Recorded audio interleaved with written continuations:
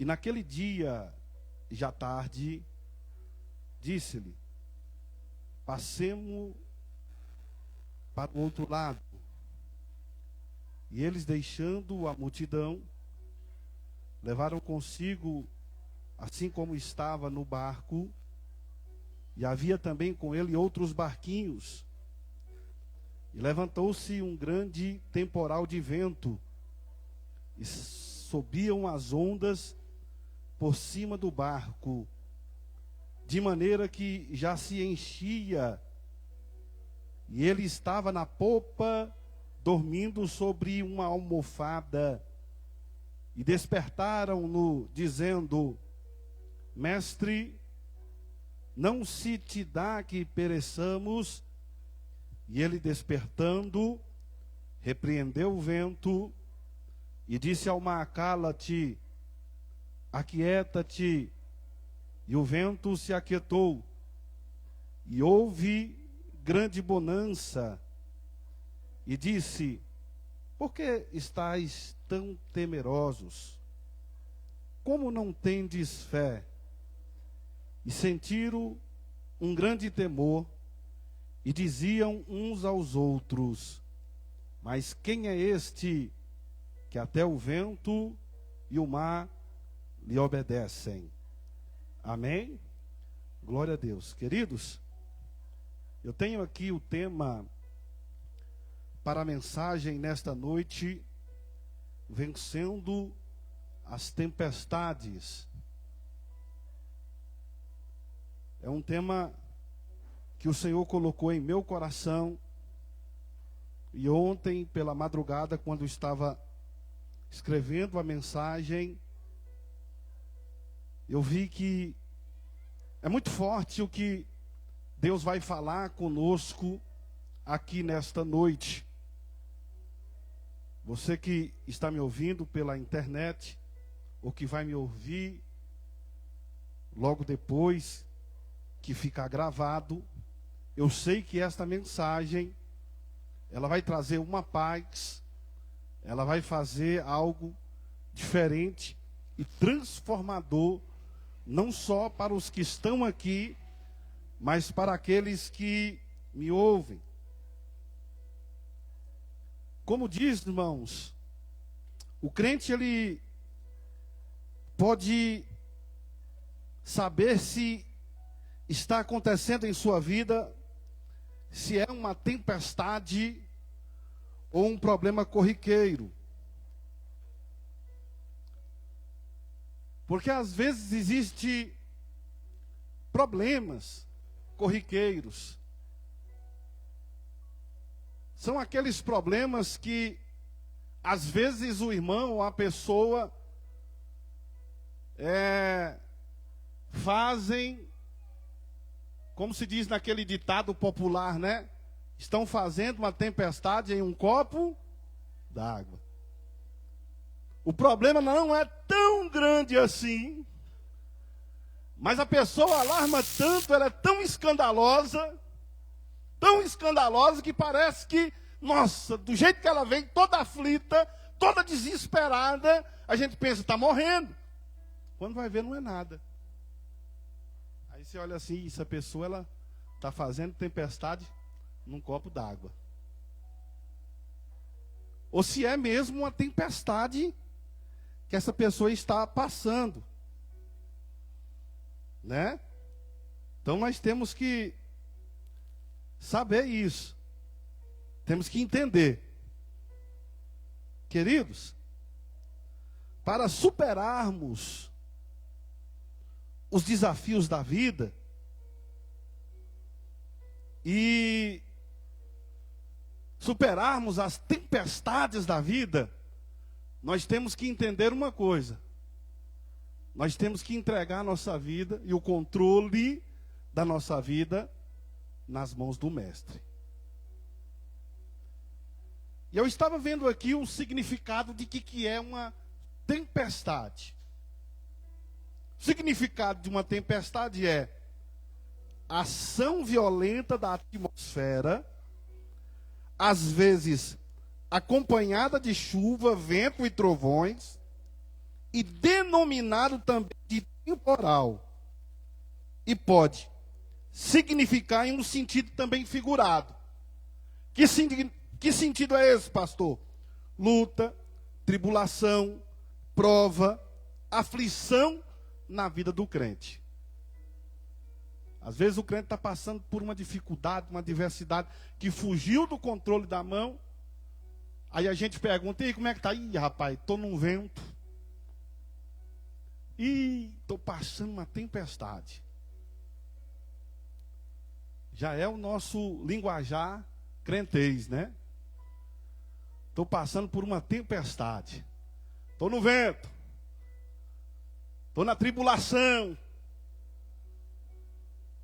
Então, queridos, eu quero passar aqui nesta noite algumas atitudes para nós vencer as tempestades da vida. Baseado aqui nesse texto que nós lemos, né? E a primeira atitude que nós devemos tomar é não deixar o pavor te dominar. Vejamos, os discípulos, quando estavam enfrentando a tempestade, o pavor dominou eles de tal forma que eles esqueceram até da promessa que Jesus havia feito. Olha, entremos nesse barco e passemos para o outro lado. O pavor foi tão forte na vida dos discípulos que fizeram eles esquecerem até de quem era Jesus. O pavor era tão forte na vida daqueles homens que estavam dentro do barco, que eles acharam que a vida deles acabaria ali. Existe o medo e existe o pavor. O medo, irmãos, ele tem base racional. E é uma defesa do psique. O medo, ele é do corpo humano. Às vezes o medo, ele faz bem e serve para a gente não fazer uma besteira. Eu, por exemplo, tenho medo de altura. E às vezes medo de altura, né, faz a gente não se arriscar demais em lugares muito altos, porque senão a gente cai e morre. Então, às vezes, tem gente que tem medo de atravessar uma avenida bem movimentada. Não tenho medo não, eu vou sair correndo, vou sair sem nem olhar. Então, você já vai ficar ali meio receoso, porque sabe que se for de uma vez, vai atropelar. Então, o medo, ele serve para quê? Para nos controlar, a não fazer uma besteira. Então, o medo, ele é racional. Esse medo, ele é muito bom. É benéfico. Agora, o que não pode fazer é deixar o medo extrapolar a ponto de se virar o quê? Pavor. Porque a pessoa que tem o pavor, irmãos, ela fica descontrolada. Uma pessoa apavorada, ela perde-se o raciocínio e ela já começa a fazer o quê? Besteira. Ela já começa a tomar atitudes sem pensar. E ao invés da vida dela melhorar, piora. E ali, o pavor tomou conta dos discípulos. E eles já perderam a capacidade de raciocinar. Eles perderam a capacidade de pensar. Eles perderam até a capacidade de crença. Porque Jesus, ele deu uma ordem, olha, entremos neste barco e passemos para a outra margem. Se Jesus quis que eu entrasse naquele barco, eu ia chegar do outro lado, não importa a tempestade, não importa o problema, eu vou chegar. Se Jesus te disse que você vai chegar do outro lado, não importa o que você está enfrentando, não importa o que você está passando, não importa a tempestade que está vindo, você vai chegar do outro lado. Jesus não é homem para que minta, e nem filho do homem para que se arrependa. O que ele disse está falado, ele vai cumprir na sua vida.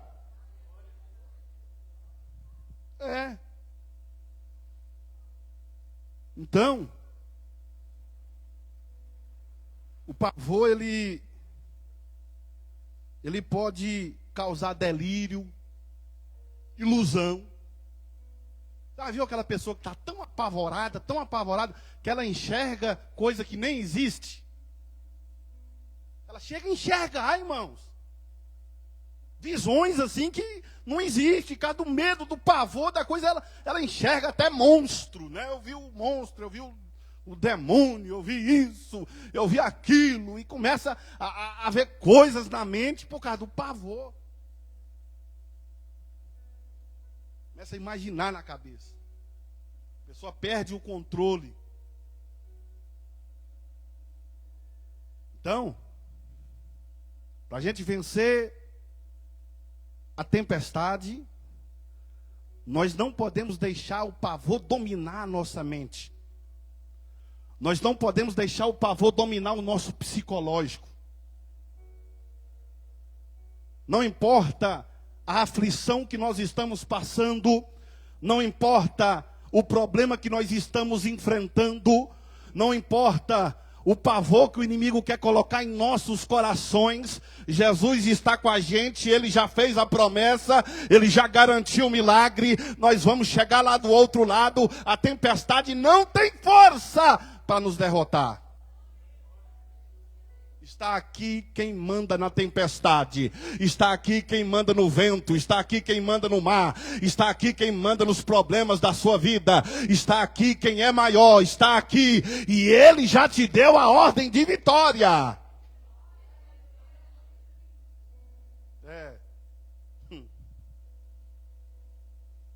Às vezes, irmãos, eu já vi gente morrendo em assalto porque se apavorou. O susto foi tão grande, o pavor, que ele já vai para cima ou sai e vai lá e recebe um tiro e ali morre. À toa.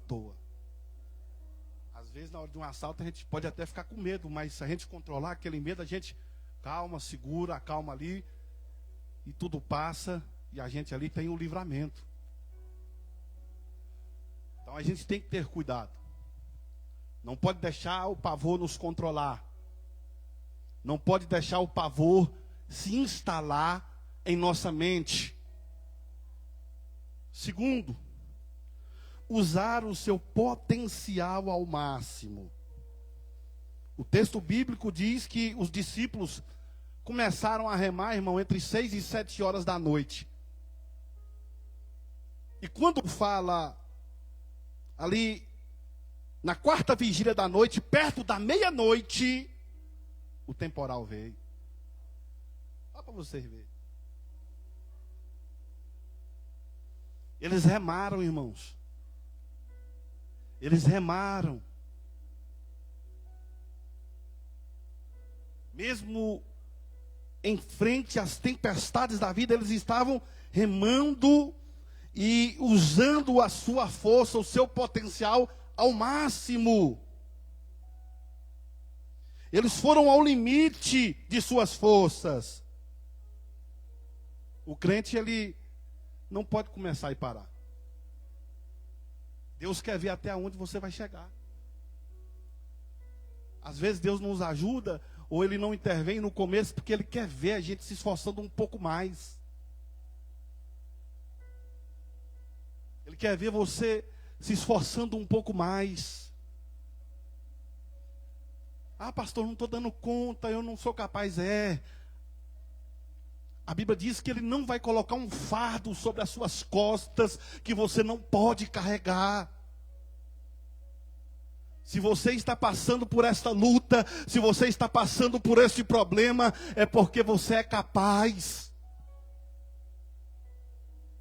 Se você está passando pelo que você está passando, é porque Ele acreditou que você tem condição de passar e você vai crescer em meio a esses problemas. Usa a força que Deus te deu. A Bíblia diz, irmãos, quando eu penso que estou fraco, aí é que eu estou forte. A palavra de Deus diz que posso todas as coisas naquele que me fortalece. Na minha força pode até não ir, na sua força pode até não ir, mas aquele que te chamou te fortalece e você vai conseguir chegar do outro lado. Então, Ele quer que você use o teu potencial até o limite máximo para enfrentar essa tempestade. Vamos ver o que diz aqui em Eclesiastes capítulo 9, versículo 10. Sendo assim, tudo quanto vier à mão para realizar, faz com o melhor das tuas forças, porquanto para o Senhor. A sepultura para onde vais, não há atividade, trabalho, reflexão, plano, conhecimento, saber, nem nada. Olha o que está dizendo aqui o sábio Salomão. Tudo que Deus te der na tua mão, faz com o melhor das tuas forças. Se Deus está te dando um ministério, faz com o melhor das tuas forças. Se Deus te deu uma família para cuidar, faz com o melhor das tuas forças. Se Deus te confiou uma empresa, faz com o melhor das tuas forças. Se Deus te deu filhos, faz com o melhor das tuas forças. Faz enquanto você está vivo com o melhor, com o melhor. Porque Deus agrada quando você se esforça com o melhor. Deus não gosta de gente mediana, irmãos. Porque Jesus disse, olha, se te chamarem para andar uma milha, anda duas. O que Deus está querendo que a gente faz aqui? Olha, ande além daquilo que te chama para andar. Olha o que diz aqui no texto, lá em Atos, quando apóstolo Pedro fala para o doente que estava paralítico lá: ei, eu não tenho ouro e nem prata, mas levanta e anda. E aquele homem levantou, saltou, pulou, dançou, ele fez além do que pediu. Jesus, quando foi curar a filha de Jairo, ele disse: menina, levanta. E a menina levantou e ficou de pé. Deixa eu te dizer, Jesus, ele gosta que a gente faz além. Faz além. Faz dando o seu melhor potencial. 3. Não desistir. Os discípulos lutaram contra o vento, irmãos, tentando chegar do outro lado da margem. Se parasse de remar, eles iam parar em qualquer lugar, mas eles não podiam desistir. Eles não podiam desistir. Eles não podiam desistir porque eles tinham uma ordem. A ordem era: vocês têm que chegar do outro lado. Jesus deu uma ordem a vocês. Jesus já deu uma direção a vocês. Jesus já disse o que vocês têm que fazer, para onde vocês vão chegar. E o que Ele quer nesta noite é que vocês não desistam por nada neste mundo. Tempestade vem, tempestade passa, mas a palavra de Deus permanece. Deixa eu te dizer uma coisa, e o que Ele está dizendo é: não desista, não desista da tua caminhada, não desista da tua chamada, não desista do teu trabalho, não desista da sua família, não desista, não desista, não desista.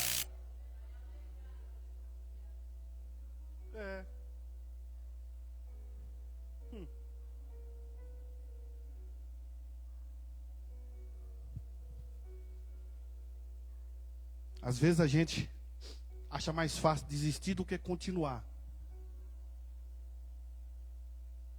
Mas não adianta, irmãos, a vida é um ciclo. Você desiste, volta para o final da fila. Aí você começa de novo. Aí você desiste, volta para o final da fila, aí você começa de novo.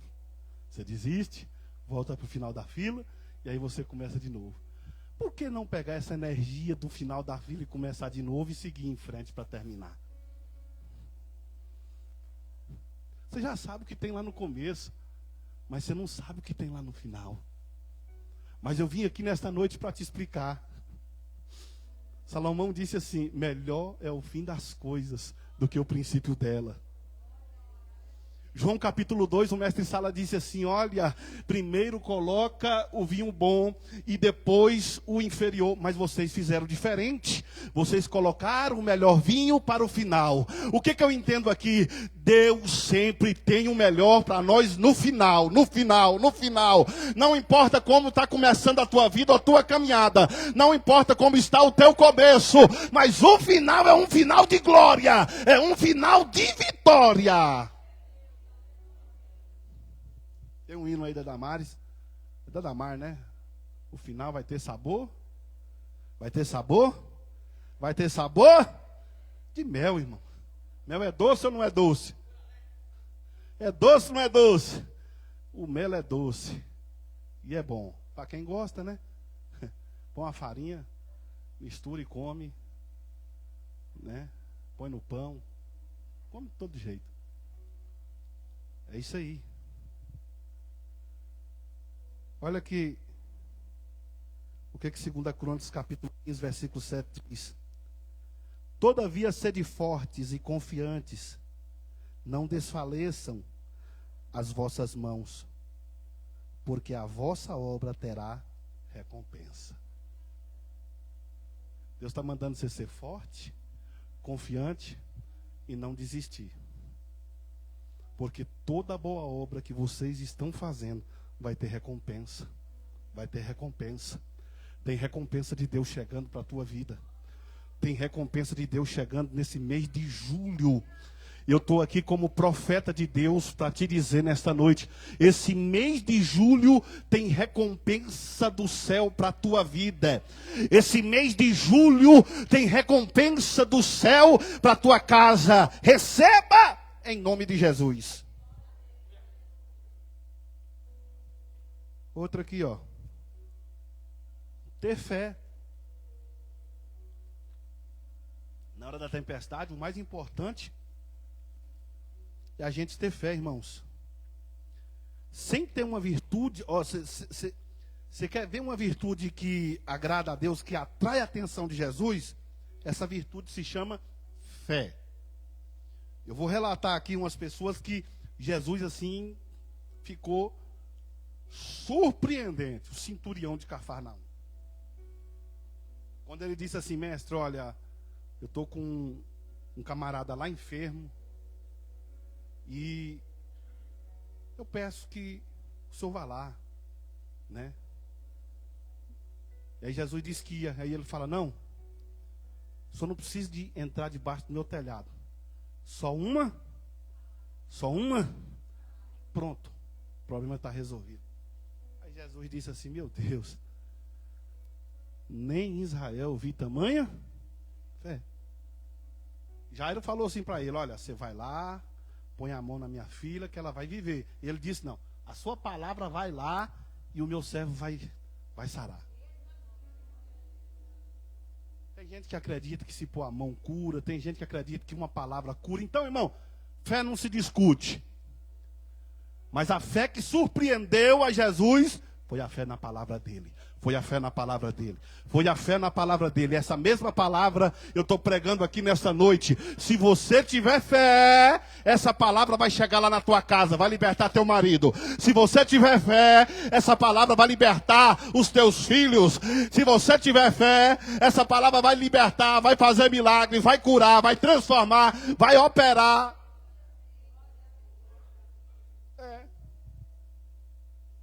A mulher do fluxo de sangue. É o que ela dizia: ó, eu não posso falar, ele não pode pôr a mão, mas se eu tocar nas vestes dele, eu vou ser curada. Ela foi lá por trás, pá, tocou nas vestes, o sangue estancou, Jesus sentiu o poder saindo dele. Aí ela ficou meio receosa, e quando ela fica meio receosa, aí Jesus começa a falar, e ela vai, conta a verdade, porque o milagre acontece quando a gente conta a verdade. E aí, Jesus olha para ela assim: vai, a sua fé te salvou.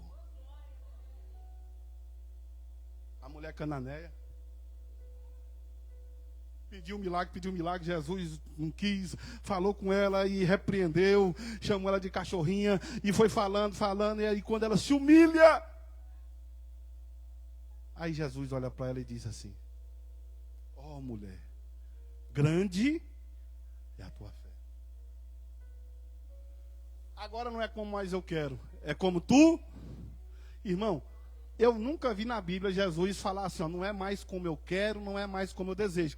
É a primeira vez que eu vejo aqui Jesus falando aqui na Bíblia, é do jeito que você quer, da forma que você quer, como você quer. É o que está dizendo aqui. Olha o que ele está dizendo. Não é mais como eu quero, mas é como tu desejas. Ele estava dizendo aqui, estou te dando o direito de você falar o que você quer, do jeito que você quer, na hora que você quer, como você quer, da cor que você quer, da hora, da forma e como. Já pensou um negócio desse? Eu assistia aqueles desenhos animados do gênio, né? Você tem 3 desejos. Aí eu pensando, né, quando era criança, eu ia usar um desejo para ter mais 1 milhão de desejos. Aí disse que não pode, quebra as regras, né?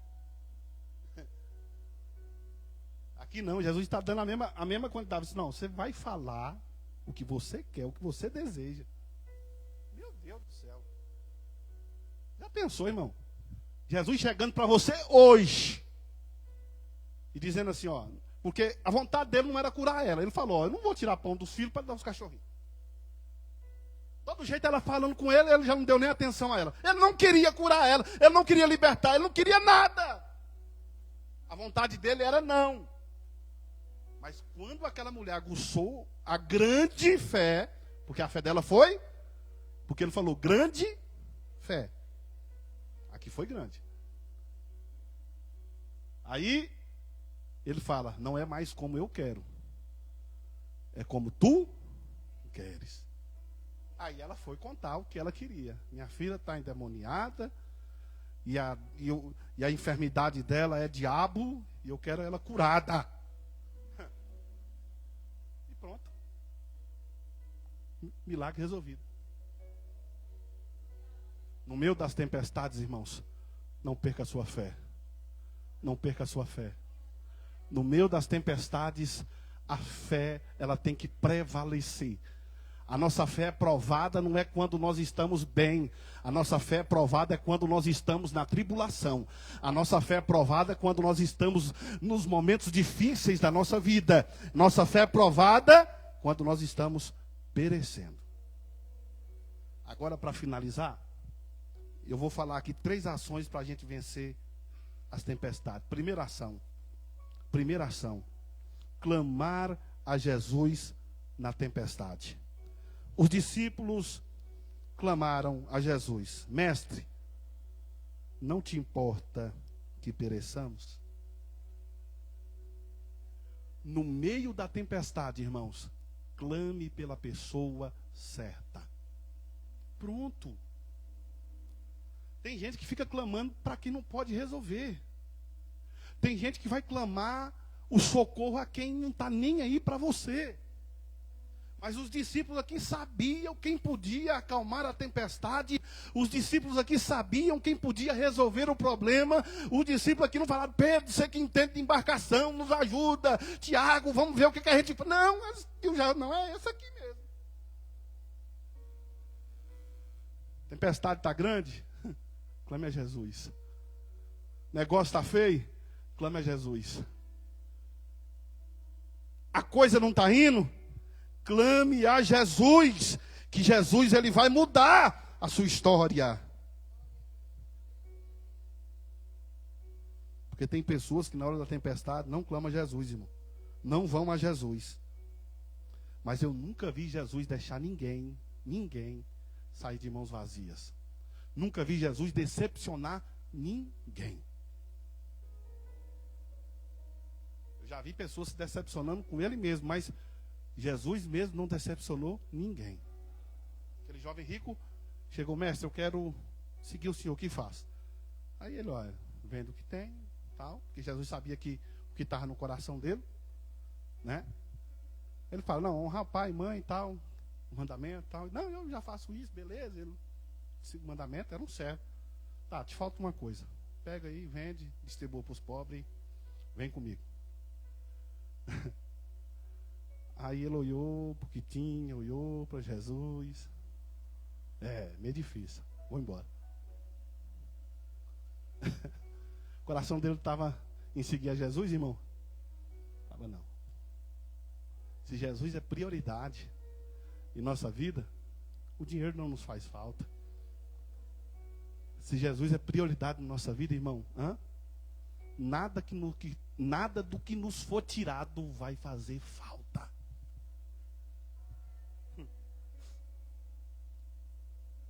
Segundo, permanecer no seu lugar. Queridos, é muito importante. Nós vencemos a tempestade permanecendo no lugar onde Ele nos colocou. O barco estava ali, estava feio o negócio, vento terrível. Já pensou se eles pulassem? Lá na outra tempestade, Jesus mandou Pedro sair do barco, mas não mandou os outros. Pedro disse, se é o Senhor, mandou eu ter contigo. Pedro, ele falou o nome de Pedro, vem. Não falou para os outros, vem todo mundo. Não, só Pedro. Se Jesus mandar você sair, você sai. Mas permaneça no lugar onde você está. Permaneça no lugar onde Ele te colocou. Jesus te plantou aqui neste lugar, irmãos. E eu creio que essa tempestade vai passar. Esse vento vai acalmar. O milagre vai acontecer. Não saia desse lugar, não saia. A tempestade está terrível, eu vou sair. Não, não é para pular do barco, é para permanecer no barco. Porque Jesus está dentro do barco. Aí tem gente que quer pular do barco. Jesus está no barco, irmão. Jesus está no barco. Não é para sair do barco. Permaneça no barco. Quando você permanece no barco, você está em segurança. Quando você permanece no barco, o milagre é garantido. O segredo é esse. Não saia do barco por nada nesse mundo. Por quê, pastor? Porque Jesus está no barco. E se a presença de Jesus está no barco, o teu barco não vai afundar. Se a presença de Jesus está no barco, a tempestade não vai naufragar o barco da sua vida. A tempestade não tem poder para te afundar.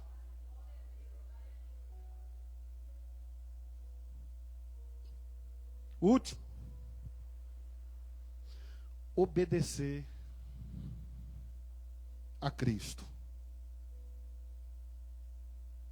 Os discípulos não navegaram, irmão, porque estava fazendo um passeio recreativo, ou para uma pescaria de fim de semana, igual nós homens gostamos, né?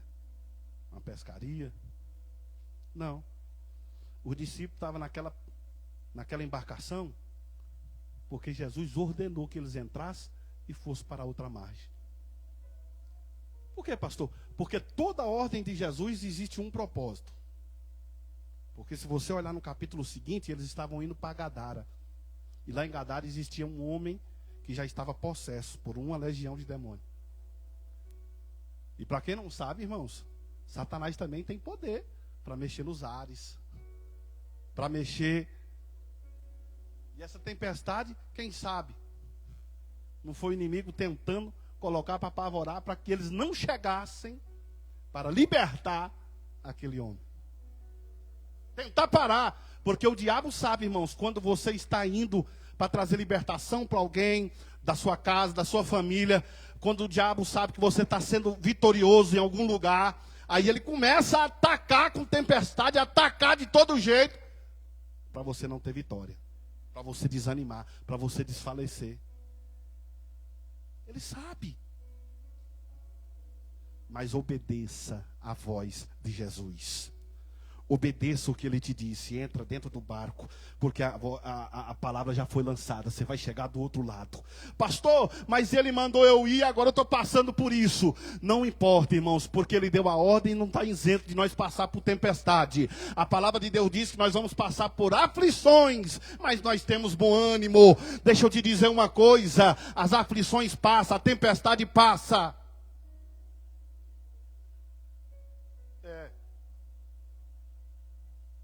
Porque quando a gente obedece, a vitória é garantida. Quando a gente obedece, o milagre acontece. Então, os discípulos, eles obedeceram. E porque eles obedeceram, eles chegaram do outro lado. Obedeça, irmãos, e você vai chegar lá do outro lado. O que é chegar do outro lado? É ter o resultado final aonde você deseja. O que é chegar do outro lado? É chegar onde você quer chegar, irmão. É ter a meta batida, o objetivo alcançado. O milagre recebido. A vitória tão esperada. Você vai alcançar, você vai chegar, vai conquistar. Tudo leva um tempo. Pastor, mas a tempestade está soprando forte. Então agora nós já sabemos aonde é que você está no teu caminho. Já tem uma localização geográfica. Qual é, pastor, a minha localização geográfica? No meio do mar. Você está no meio. Porque a Bíblia diz que a tempestade não soprou no começo. A Bíblia diz que a tempestade veio no meio. No meio. Então, irmãos, a mesma distância que é para você desistir e voltar, é para você seguir em frente. Então não gasta sua energia à toa voltando atrás. Vamos gastar energia chegando do outro lado.